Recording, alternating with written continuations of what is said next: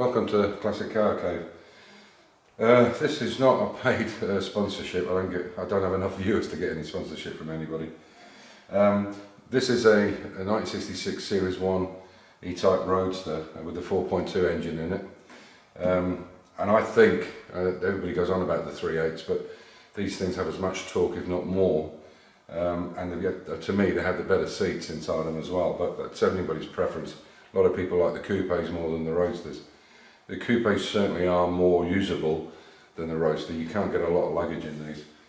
But what I wanted to go over is since I rebuilt this engine, I've had Evans coolant in it, so there's no water in this car at all. And I'll show you the Mini Cooper as well, which also has no water. So there's no water and coolant. It is Evans Classic Cool 180. This is the stuff here.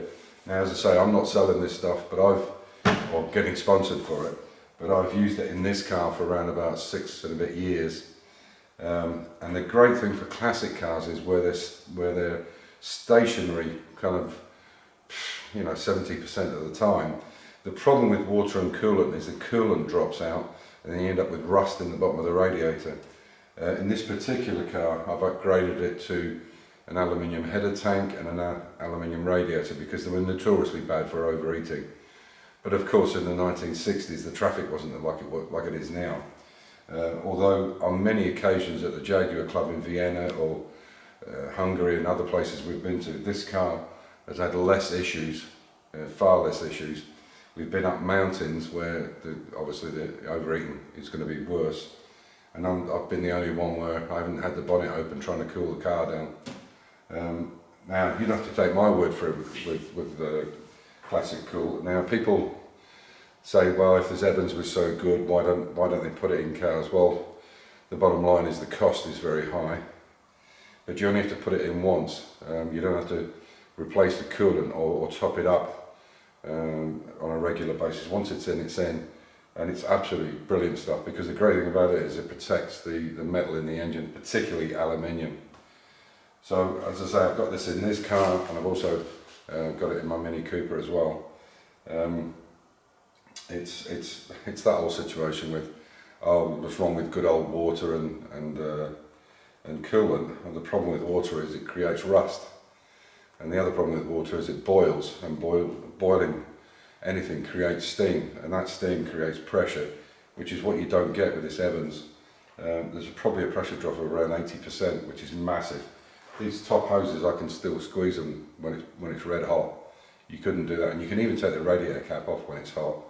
You would not be able to do that with water and coolant. So, I just thought I'd bring you up to date with these. So, hopefully during the week, I'll be driving the Mini, and I'll take you out for a run with me.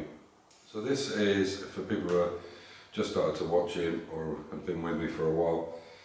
This is it was basically a barn find, because it was in the barn, it was in an Apple store. This is either 1935 or between 35 and 37 Citroen, and it's a U11 is the model number. And basically what's with this is a cab which is down in the lower garages. Now, as I'll say later, when I'm showing this Caravan, this Gypsy Vardo Caravan that we're making for the garden, it's basically a garden hut on wheels, which is really what it is. But that's taking up space in both lower garages or both lower workshops, because the Caravan, the wooden Caravan part, is so big, and then the wagon and the chassis of the wagon is in the second garage, and we really need the space, so we're going to transfer that hopefully in the middle of the week. What we want to do then is we're going to take this down. This drives and runs. So we'll drive this down when we have the space and take it apart completely. Take the engine, gearbox, diff, all the running gear off it. And then what I'm intending to do when Amir comes back, when Amir goes off on his time off again next week, so 2 weeks after that, I'll order a big sandblasting equipment, an industrial one. And we'll use the back garage with all the rubber mat and everything we've got to sandblast the chassis, the axle, the cab, the front wings, the running boards, everything that we've got, and then we can put it all in primer and then start looking at rebuilding the cab. Obviously the engine will only be sandblasted in certain places. Most of it will just be cleaned by hand, and then it'll all be painted up and we can get it back into a running chassis again. This vehicle has a chassis plate, and it also has a cab plate or a body plate, and I'm fairly sure if I go to Citroen to their archives I can probably find out exactly what it was, what year it was made, possibly even get plates for or registration for it again, but it's not intended for the road, not in my lifetime anyway. You know, when I'm not around or when I don't want it anymore or move it on, what I want to do with it is basically preserve what's left of it, i.e. the brakes, the chassis, the engine, box, everything, and we're going to turn it into a vehicle that's going to be used in the garden predominantly. So almost it'll be like a little pickup in the garden, but it'll be in good enough condition, or in good enough, it'll look nice enough that I can still leave it here in the main garage, the top garage, with all the nice cars, or the good cars, the cars that are running. So that's the plan for this. And it runs really well, there's really not a lot to do to it. You know, as far as the sandblasting is concerned, there's quite a bit. I mean, I would think there's 2 or 3 days work. But I also need to hire a compressor, like a compressor you would have on a building site, because I need the CFM, I need the big volume when I rent the big machine with a big nozzle on it, because otherwise it'll take forever. It's a little bit hard to control the dust, but down at the bottom it's not too much of a problem. There'll just be a bit of dust goes out the back. But I mean, the chassis on this looks brilliant, and then what we'll do is we'll do one piece at a time, we'll prime it, paint it, and then move on to the next piece. So I think over 2 or 3 days we can have this completely done. 80% of the gaps have been filled in. We haven't painted it inside yet. I haven't come up with a colour for it, but it's getting there. So it's looking quite nice. The interior we're going to fit out once we move it around. Once we transfer it onto its wagon. So we've got the base coat on it. That's had 2 coats of paint on it, top coat. It's going to have another one once we've transferred it. The windows have only just had 1 coat on it, that's why they look so scabby. But it's quite a nice colour, it's called Sahara. And you can see the back as well. That's only had 1 coat on it. And I'll take you around the side. There's the other side. So Amir's been making up the perspex for the windows here, but I'll need another couple of sheets. I'll have to go and get that in the morning. Got a bit of off cut there, but can't be helped. But yeah, it's coming on.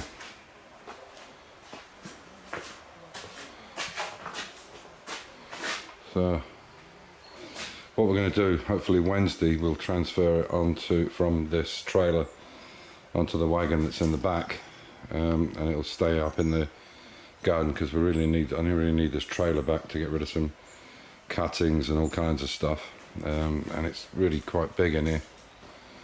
This thing's taking up a lot of room, but the roof's all done.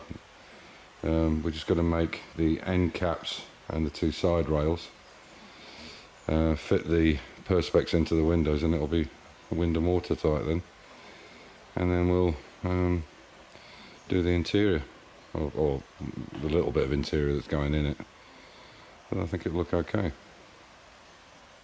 So this is the worst wheel that we had. There was a big chunk missing out of it here.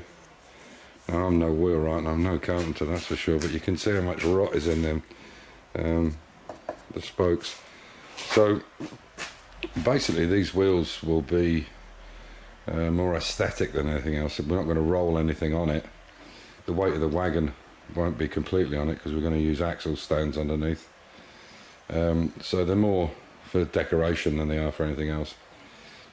So I made that piece, but obviously this is the longest I could find, this piece of oak. So we'll just fill this in with car body filler, paint them, and then put the stripes on whatever she wants, whatever colour. But that was the worst of the lot of them.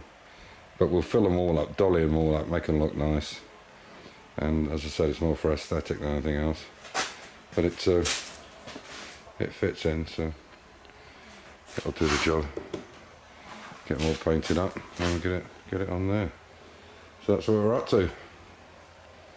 It's really come on, but we need to, as I said, we really need to get it up onto the into the garden and transfer it up there, because it's kind of getting in the way now.